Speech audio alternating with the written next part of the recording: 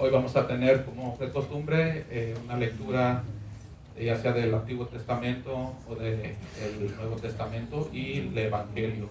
Hoy vamos a leer la carta de San Pablo a los Colosenses, y en esta carta San Pablo les dice al pueblo de Colosas que si ellos ya han muerto al pecado y han renacido en Cristo, que tienen que vivir así, que tienen que vivir como personas que ya son salvadas y que tienen que buscar las cosas del cielo.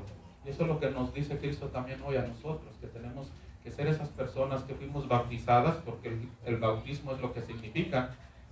Ayer que celebramos la vigilia pascual, tuvimos aquí a varias personas que renovaron su bautismo, y es una manera ya conscientemente de decir, ¿sabes qué, Señor? Yo ya sé lo que significa ser bautizado, ya sé que me perdonas mis pecados y quiero comenzar una nueva vida espiritual. Eso es lo que significa el bautismo. Entonces, uno como bautizado tiene que vivir así ya, con un compromiso con Jesús de vivir, tratar de vivir en santidad, y santidad no quiere decir más que hacer un esfuerzo por hacer la voluntad de Dios, aunque a veces caigamos.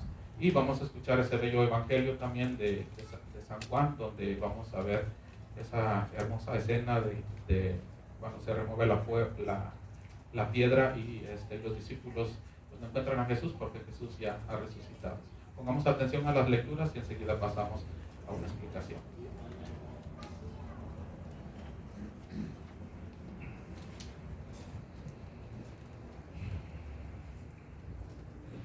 La lectura está tomada de la carta del apóstol San Pablo a los Colosenses, capítulo 3, versículos del 1 al 4.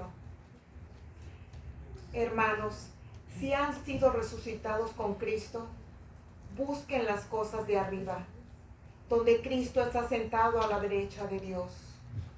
Preocúpense por las cosas de arriba, no por las de la tierra, pues han muerto y su vida está ahora escondida en Cristo, en Dios. Cuando se manifieste el que es nuestra vida, también ustedes se verán con Él en la gloria. Palabra de Dios. Te alabamos, Señor.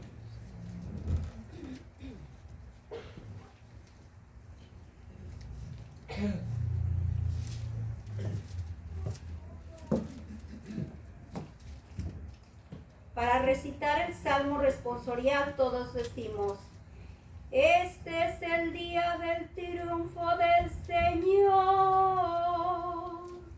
Aleluya. Este es el día del triunfo del Señor. Aleluya.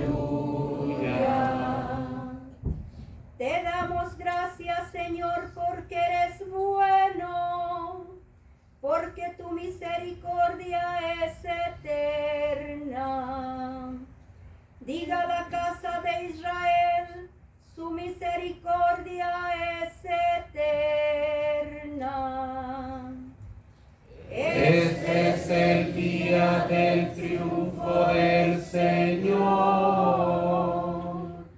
Aleluya. La diestra del Señor es poderosa. La diestra del Señor es nuestro orgullo. No moriré, continuaré viviendo para contar lo que el Señor ha hecho. Este es el día del triunfo del Señor. Aleluya. La piedra que desecharon los constructores es ahora la piedra angular. Esto es obra de la mano del Señor, es un milagro patente. Este es el día del triunfo del Señor. Aleluya. Para escuchar el Santo Evangelio, de pie, por favor. Aleluya, aleluya, aleluya.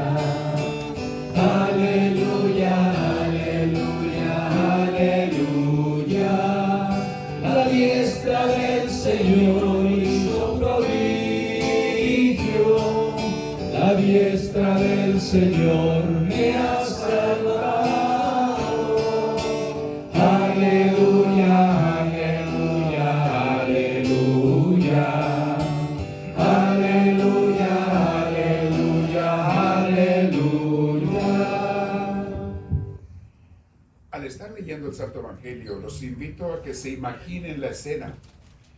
Esto pasó en el cementerio, afuera de Jerusalén, donde habían enterrado a Jesús. Las tumbas en aquel entonces eran cuevas en las piedras. Había como un cerro, se hacían cuevas, allí metían a los difuntos adentro de esa cuevita, había varios, y cubrían la puerta con una piedra muy pesada, redonda. Imaginémonos esta escena. Es donde pasó esto el domingo por la mañana, después de la muerte de Jesús. Mis hermanos, que el Señor esté con ustedes. Y con tu espíritu. Lectura del Santo Evangelio según San Juan. Gloria a ti, Señor. La lectura está tomada del capítulo 20, versículos del 1 al 9. El domingo, el primer día después del sábado, María Magdalena fue al sepulcro muy temprano, cuando todavía estaba oscuro, y vio que la piedra que cerraba la entrada del sepulcro había sido removida. Fue corriendo en busca de Simón Pedro y del otro discípulo a quien Jesús amaba, y les dijo: se han llevado del sepulcro al Señor y no sabemos dónde lo han puesto. Pedro y el otro discípulo salieron para el sepulcro. Corrían los dos juntos, pero el otro discípulo corrió más que Pedro y llegó primero al sepulcro.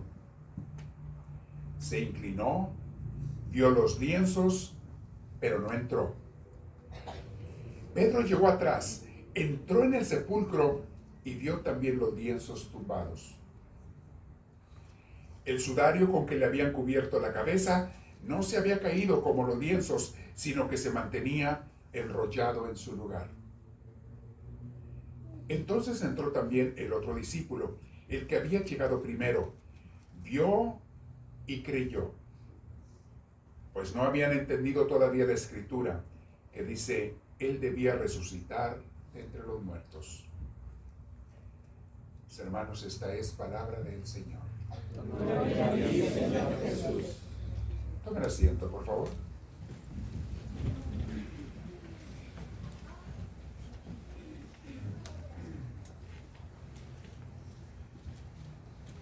Muy buenos días.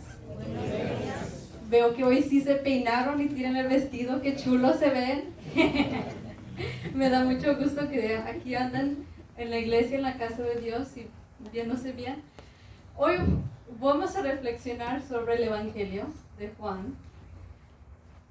Y yo realmente digo, there isn't any better story than Jesus' story. Realmente no hay ninguna historia que sea mejor que la vida y historia de Jesús. Like even Disney and Marvel can't get to that level. Jesus' story is way better. Honestly, I feel like Marvel gets inspiration from Jesus' story. That's where they get the dramatic scenes and the plot twists. So let's get into the story. Jesus has died. He was in the tomb. His body was there dead. But then Mary Magdalene comes to the tomb and she sees the stone, which is super heavy, and it's moved, and the body isn't there. What? Where is the body? Where's Jesus? What?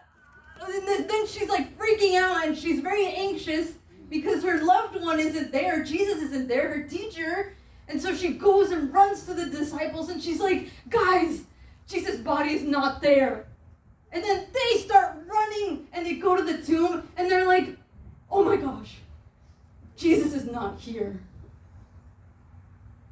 Could you imagine the anxiety, the worry, the thoughts that was going through their brain? Like they're like, oh my gosh, what happened? Where is he? Who took him? What are they doing with him?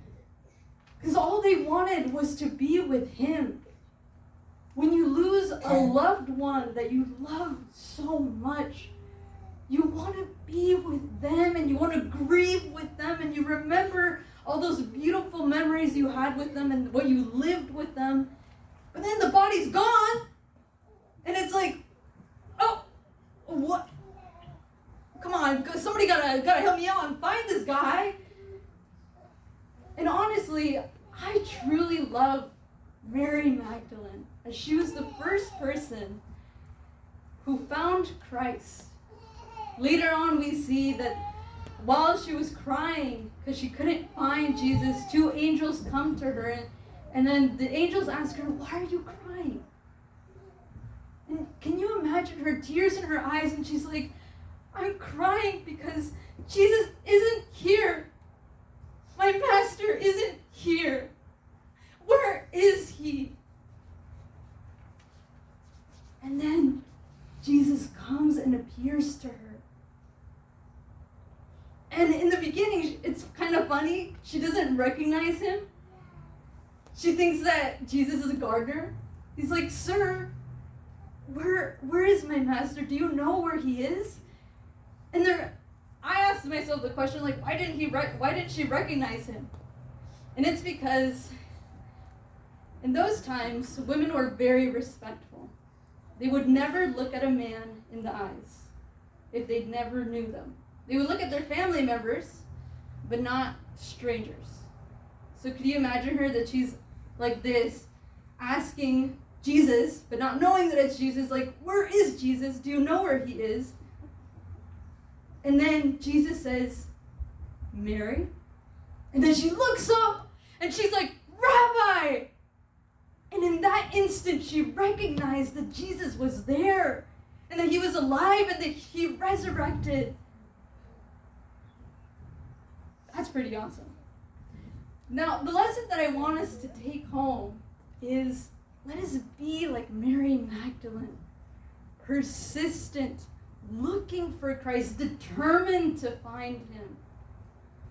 Because I tell you guys, if we pray, if we persist in following Jesus and take those difficulties, those sacrifices, and reach to him, you will see him. And you will actually see him or experience him in such a marvelous way. But the thing is, we got to put in the work. We got to persist. And it might take years. He might not even appear to you in the way that you would think or expect. But I tell you guys, if you persist, if you seek for him with faith, he will appear to you. Honestly, these last couple of days have been a true blessing for me. I loved living this Holy Week. I truly lived it. I mourned because Jesus had died. It was really sad on Good Friday to think of a world where God doesn't exist, where he dies on a cross. Today, I'm so happy. And I share with you my joy. Jesus has resurrected. He is alive. And he wants to be with you. But the question is, are you going to accept him? Or are you going to reject him and continue to nail him on that cross? Thank you, and God bless you guys. Thank you. Gracias, Eli.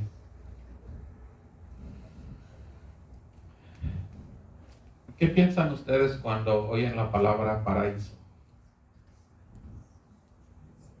Adán, Eva, pensamos en algo bonito, ¿verdad? Un lugar muy bonito. ¿Y qué piensan cuando oyen la palabra Calvario? Dolor, muerte. Pero ¿saben qué? El Padre nos compartió hace unos días una reflexión y me hizo pensar, a veces nosotros rechazamos el dolor, rechazamos el sufrimiento, pero ¿saben qué? Si Jesús hubiera rechazado el dolor y el sufrimiento, no estaríamos aquí presentes nosotros, no estaríamos reunidos. Y a veces cuando estamos pasando por situaciones difíciles en nuestras vidas, en nuestras familias, no queremos sufrir.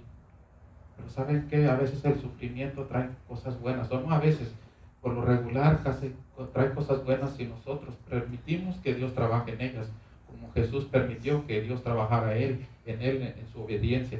Pero quiero compartirle unas cosas de la reflexión que nos compartió el Padre. Obviamente cuando pensamos en el paraíso pensamos en algo bonito, pero en realidad si nos ponemos a pensar, el paraíso para el hombre fue ruina, fue pérdida y fue desobediencia. Mas, sin embargo, el Calvario fue un lugar de redención, fue un lugar de reparación y fue un lugar de obediencia, porque Jesús fue obediente.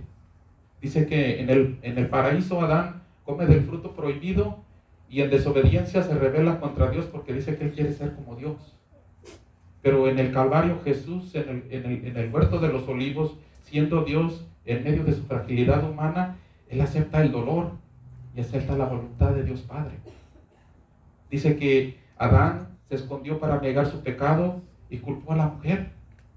Pero Jesús, más sin embargo, cuando estábamos buscándolo y preguntaron que dónde estaba Jesús de Nazaret, él dio un paso al frente y dijo: yo soy, aquí estoy, para aceptar la culpabilidad de nosotros. Dice que Adán fue culpable y negó su culpa, pero Jesús era justo e inocente y aceptó cargar con nuestra culpabilidad. Jesús dice que Adán sintió vergüenza por estar en pecado y también desnudo por esconderse. Pero más sin embargo Jesús fue desnudado y con sus llagas expuestas cubrió y sanó las heridas de nuestros pecados. En el paraíso el enemigo venció al hombre en un árbol por medio del fruto, para que lo hizo caer en tentación. En el Calvario el mismo enemigo fue derrotado en el árbol de la cruz.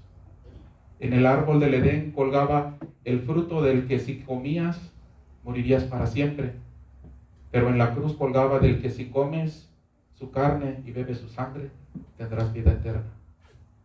Junto al árbol del Edén estaba la primera mujer, mujer, madre de toda la humanidad, pero también fue la primera en caer en la tentación e indujo al hombre a que cayera en pecado.